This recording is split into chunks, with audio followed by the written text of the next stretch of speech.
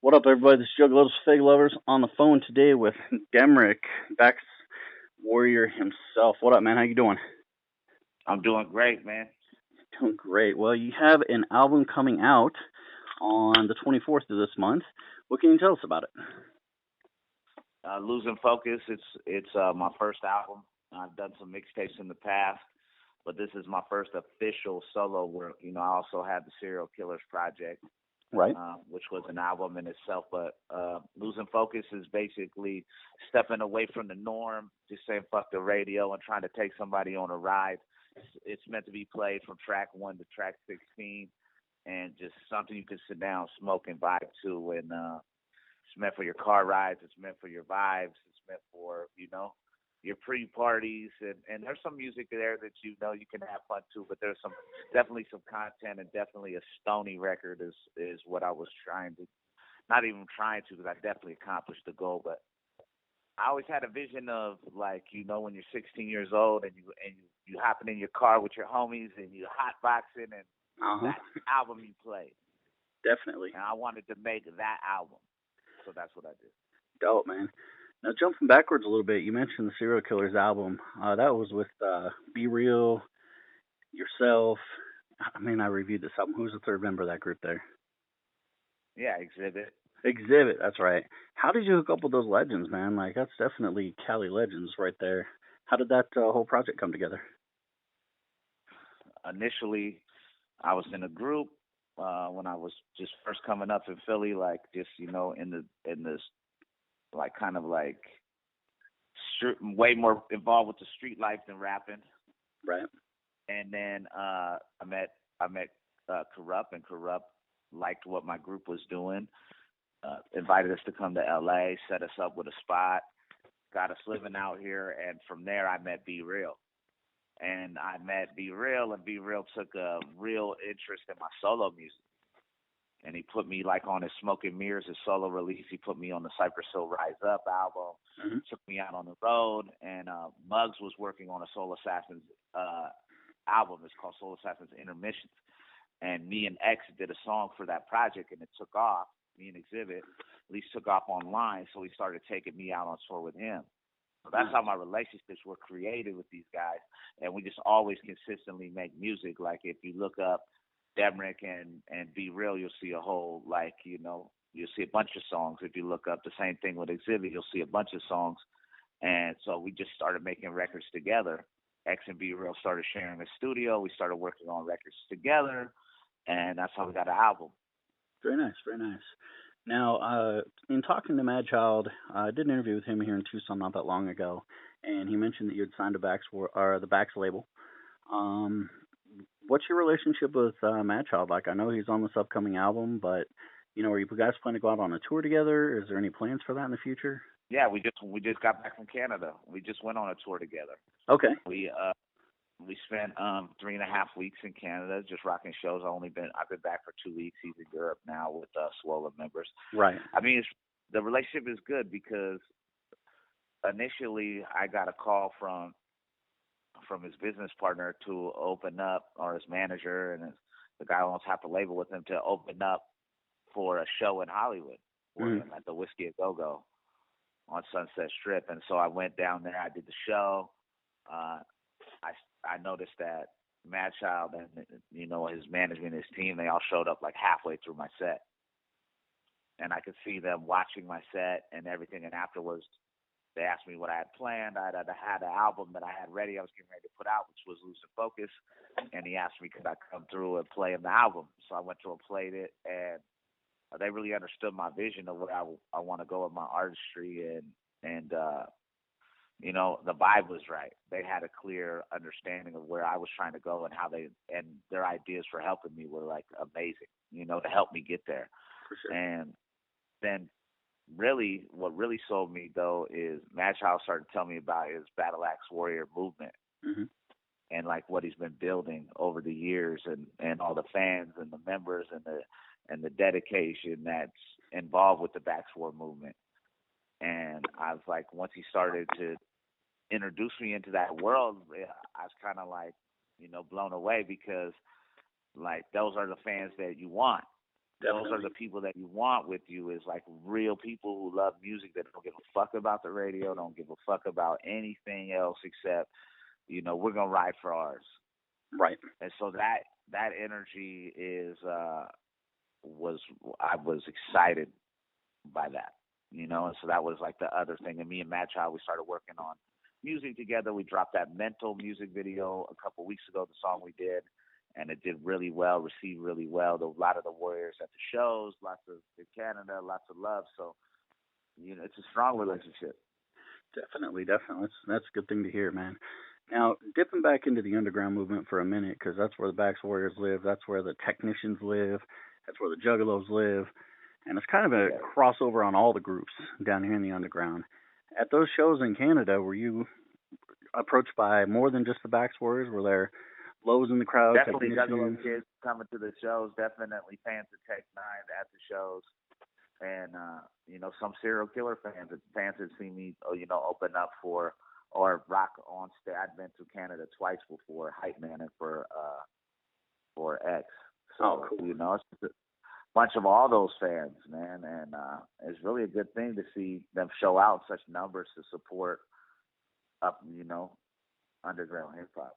Definitely, and I think that's the difference between the underground and mainstream. At least from my perspective, is the fan base can cross over, and it's not an issue.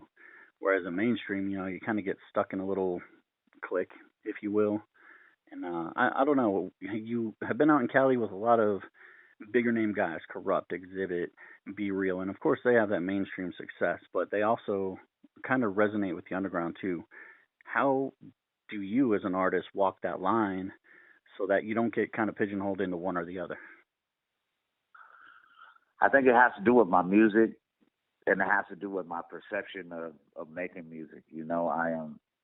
I definitely come from a very real place with my music. A lot of the stuff that I went through in my life, and my attitude towards going forward, and I put all that into my music, and I also pay attention to the artistry of it, the songwriting, the melodies, the technicals with the rapping and all that stuff. Mm. I pay attention to the technique, and I study that stuff because that's what I'm a part of. And if you look at every rapper that's I've worked with, and these rappers, like, and I'm talking about these rappers have changed my life. Like, so first one is Corrupt, known for being one of the most vicious MCs that ever walked this earth, especially Definitely. for the West Coast. And then you have Cypress Hill, legendary, 20 million sold, with the cannabis and with the huge hit records and with the straight underground dark vibe that's been consistent through all of their work. Right. And then Exhibit, who's known for hard hitting, aggressive hip hop. Definitely. And then you have Mad Child, who is wild, crazy. His persona is out of this world. And it's totally backed up by his lyrical ability and his way he gets so technical with his raps, and he's very real with his music. So I I fit in with these people because I'm a like-minded person, and I work on my craft the same way. Definitely. And that's, where a lot of young artists coming up, I think, struggle is, they kind of don't work on that as much. Um, Being an established artist, I mean, this is your first album, solo album coming out, but as you said, you've done a lot of work with many different artists. What advice would you give up and coming artists? Maybe because you say you're from Philly, I know there's a few underground cats out there trying to make it. What would you give them as advice to make it further in the business than maybe their local shows there in Philly? Well, that's what happened in Philly is we hit like a plateau, but it's like you can do everything. You can do anything now because of the internet, I Right. think it's about catering to your fan base. It's about finding who you identify with and making music for a culture, yourself and for like-minded people and being, innovative with your videos and consistent with your content and giving people something to follow because that's the beautiful thing with music. And it's like, and I've traveled the whole world, and I know that there is in the most crazy places and wildest scenarios you never thought that hip hop would exist in is right there. and there's so many different people, so many different genres. There's room for all of it out here. So it's just about staying consistent and true to what you want to do, and go sell it to the fans, man. That's it. Definitely. And being one of the more new artists to the game, I guess. I mean, I guess you wouldn't be very new because you've been in it for quite a while, but coming out and getting an album out, how do you see that line between pushing physical copies and pushing internet copies? Because you mentioned the internet being a big part of music nowadays, and some artists have had issues with that, and other artists embrace it and love it. What's your take on that?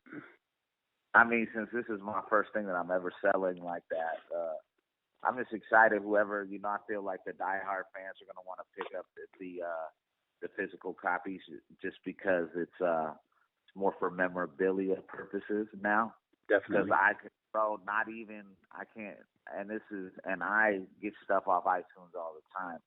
I can't tell you the last time I bought an album, Right. actual physical album, and in my car, like it's not even set up like that. Like, yeah, I think I could definitely can pop a CD in my shit, but I have my my aux cord Yep. hooked up to my phone, and that's how I experience music to my records that I create, to the other things that I get online that I like. My iTunes playlist is deep.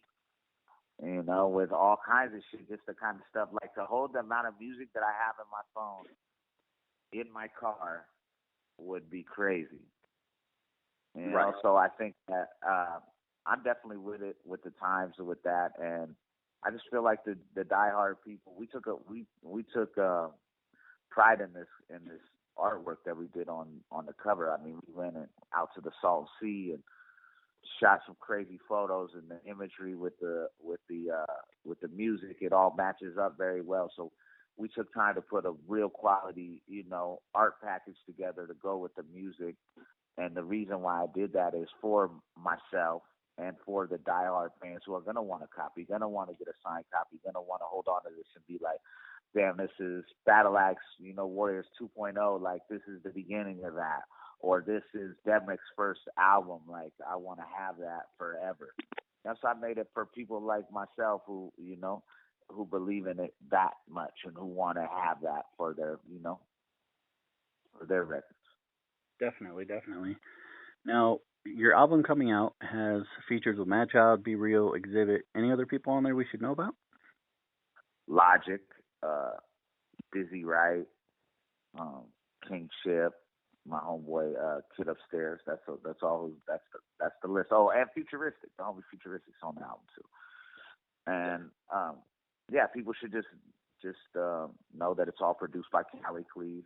I work with one producer, and we really worked hard to make something original. Awesome.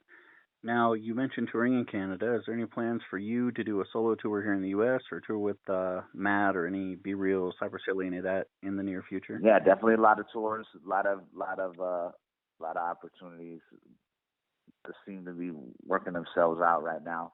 Right now, I'm just focused on getting the album out. I'm doing something like a dope listening event in LA that we're doing at a dispensary coming up on the 28th, and I have a free show I'm working on in LA, and I'm going to South by Southwest to do some stuff down there, and we'll see where the summer takes us.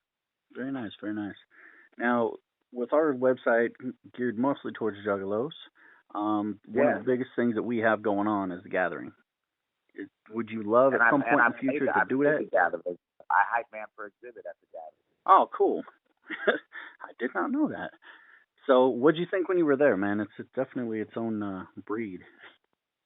100%. I got a lot of love for the Juggalos. They showed a lot of love to Exhibit and to myself. Every time I rock with Exhibit, I do at least two solo songs in his set. Right. So I got the opportunity to get in front of that crowd and get on the mic and talk to them a little bit. So um, I just embrace it. It's its own thing. It's its own energy, and I like it. So I'm with it. Yeah. Cool, Go cool. Juggalos. I'm down. Definitely. I'm with it. I see they really support what they like, and that makes me happy, man, because that's how careers get formed, and that's how things grow, and people have something that really matters, and that's what I'm interested in more than a hit record or anything like that. I'm not fucking with the radio shit. I'm not feeling none of that. I want to build something that's can be a foundation that lasts a lifetime. For sure, for sure. Now, are you in Cali or are you back in Philly? Where's your main base at right now? Nah, I'm like, look. So this basically. I was born in Spokane, Washington, raised in Philadelphia, Pennsylvania, and now I live in Los Angeles, California. And I've lived out here for almost 7 years, 8 years now, and this is home. You know, I've had the chance to go across the world, throw the W up. I represent Los Angeles, California, and the pieces that helped make me was Philadelphia. So that's not going anywhere. That's in my dialect. It's in my heart. It's in my the foundation of my lyrical ability, really. And but this is the place that made me. Los Angeles. So, I really, really represent for the coast everywhere I go. Definitely. With your musical, abilities, your lyrical abilities, things like that, what was your major influence in getting into rap? I know you said you were heavy into the street life and then kind of made your way into rap. What made you make that transition? Uh, I think the love for it and just seeing that it was actually possible and doing something with my time that felt like it could leave a legacy, that it could last longer than me. Because whether I get my just due now or if I get it later on in life when I'm not here anymore, like at least like I did everything I could do. I put that music out there. I kept it true from the heart, and as all the greats, that inspired me, like the people that have went on, and even the big artists, the legendary ones like Pac and Big and M and 50 Cent, and if you go up the list, like even the new artists, like I like J. Cole, I like Logic a lot. I like I just inspired by. I even like Drake's music. I mean, there's so much underground shit that I just love. That's like all those things make it up. But really, the most working with artists that I looked up to or that have achieved so much, and then teaching me things along the way has been that's been like those are my greatest influences in my life. Definitely, definitely. Now you mentioned some of the bigger names, the M's, those type of names. Anybody in that realm that you would love to work with and maybe just haven't had a chance yet? There's so many. It's hard to name who I would want to work with. Obviously, I want to do. I love to work with somebody like Alchemist, somebody that I've been wanting to work with for a long time, and like even bigger. Me and Logic have one for our. I'm trying to think like I don't know, so many, a lot of producers, a lot of rappers. I love to do some records with J. Cole. I love to do some stuff, obviously with Kendrick Lamar's TDE. I'm definitely inspired by that whole movement that's going on. Right. Lots of artists that I want to work with. Cool. Now, diving in to let people get to know you on the personal side a little bit, if we were to check out your iPod, right, what would maybe surprise us on your playlist? What might surprise you on the playlist is some of the. I'm listening to that some older stuff, like I'm listening to that Danger Mouse and Dell album right now. What's Deltron 3030? Listen to that on some like Blaze throwback stuff, and then I listen to. I got like Janae Aiko in my iPod, might trying to throw people off a little bit, and I have who else do I have that I'm rocking with right now? Man, so much music. You find a bunch of old school stuff on my iPod. You can find some. I'm trying to think what would be some shit that I'm rocking with that people wouldn't think. I don't know. That's a good question. I like rap. It was funny because we were going through listening to Cali Cleve was showing me a bunch of like rock, early '90s like rock music and stuff like that, and I had no idea that like I knew so many of these songs like these obscure bands and stuff like that. I don't Mm. know. There's so much music. I got so much music. I'm a music fan. I got probably some unknown producer you never heard of on SoundCloud. I got probably a link to his mixtape on there. You know what I mean? Nice, Because nice. it's like I got all kinds of shit. Like I said, my playlist is thousands and thousands of songs. Definitely, definitely. Well, man, I do like 20 minutes with an artist, and this 20 minutes has flown by. It's unbelievable how fast it goes. um, any last words for the fans that want to come check you out? Maybe something that's coming up, any shows you got coming up that you want to announce before we get out of here? I think the main thing is that it lives obviously in the Los Angeles area. You come out to a free show that I'm gonna throw the end of March, and I just want to tell everybody just go take a listen to the album. You know, if you heard me on the Serial Killers Project, or your first record you're ever hearing is me, Mad Child, on the mental thing, or if you've heard things that I've done with Be Real or X in the past, just really take a listen to Losing Focus, man. Light one up and just vibe to it, and hit me on social media and let me know what you think about it. It's everything. It's like at Instagram, it's at I am Demrick. Twitter at I am Demrick. Facebook, it's I am Demrick. So same thing. It's IamDemrick.com. And just hit me and let me know. Let's Cool. connect. Cool, will do, definitely. And Faygoluvers has a review of your album coming up. I'm gonna try to put it out on the day of the release. That way, it's out there, and I'll link to all your pages. I'll drop a link on there for you. But man, we really appreciate you taking time out of your day to talk to us. And yeah, if you don't know Demrick, man, if you haven't checked out Serial Killers, I will say you need to check it out. I love that album. It's a lot of old school beats, a lot of kick ass music, man. Be Real, Exhibit. They throw down on that album, no doubt, and you hold your own with the legends. And man, it's great to talk to you, and I really appreciate you taking the time. But yeah, we'll get out of here. It's been 20 minutes with Demrick. It's Juggalotus. We out, man. That's it. All right. Peace. Thank All you. right, peace out.